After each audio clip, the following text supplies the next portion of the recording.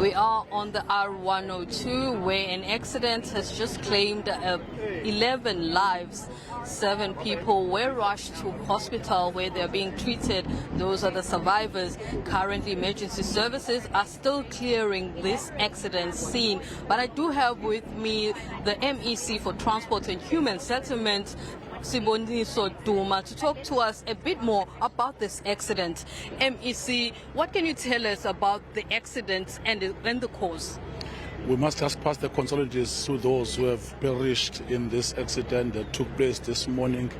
Our team has told us that the truck driver, for whatever reason, just swerved and faced the oncoming vehicle, which is the taxi, which was full of the passengers in the morning. Unfortunately, as we've already mentioned, 11 people have already lost their life under these circumstances. It's a very painful scene that has taken place. It's unfortunate, as we can even see with your naked eyes, the drivers of both the vehicles at this point in time have been taken out of the scene, brought to the hospital, but the truck driver was accompanied by SABC. If you can just see the road, there are no skid in this road. It means that the truck did not even try by all means to apply the brakes.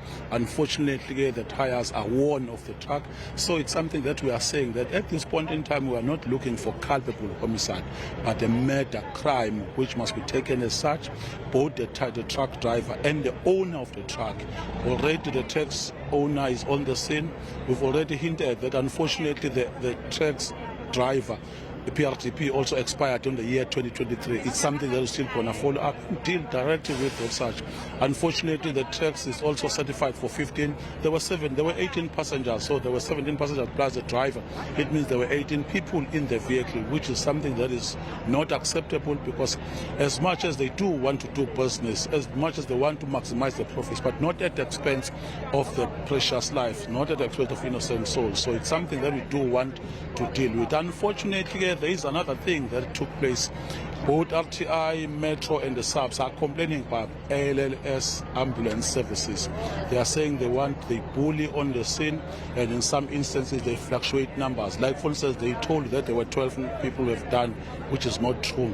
And 2 weeks ago, during that accident that took place, they say that 11 people were affected or were injured, which is the fallacy. There were only 3 school-going children in the school, and all of them were not even injured. So it's something that they must desist from doing, because it's not right. And we are saying that scenes like these are so sensitive. You cannot even just overlay and check that you don't have the medical aid, that I'm not going to assist you, which is why we prefer our system that has been dispatched by MEC Simelane, that they just take everyone up until the process has been stabilized. Then they could just check whether you want to go to the private hospital or to the public hospital. So we just have to manage those matters in a manner that is befitting of the human life at this point in time. Now, such accidents also talk to monitoring of taxis, whether they overload, as well as trucks, or whether they are in good condition and should be on the road. So where are we with the monitoring of these vehicles that use the roads, especially these big roads, very busy roads? This is what we called inbound road that are monitored by Metro. As part of the joint operation, they do random checking. They do from time to time do roadblock, which is most of the time will then be involved, because this is part of the South Basin industrial area where there is a lot of movement, as particularly during the day. The kids are going to school, those who are going to work and all those things. So it is always critical.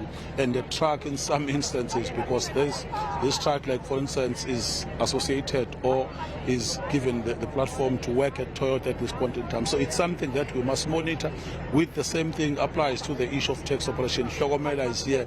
That is why we called what we have queue marshals.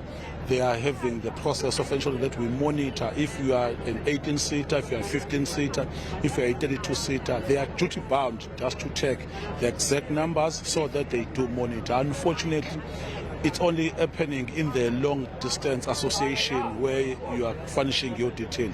In the local, they don't do such. So it's something that we are dealing with at this point in time. Well, that was MEC for Transport and Human Settlement here in KwaZulu-Natal, Duma, talking to us about the accident that took place on the R102 in the Isipingo area. I'm Zanele Buthelezi for SABC News. in Isipingo.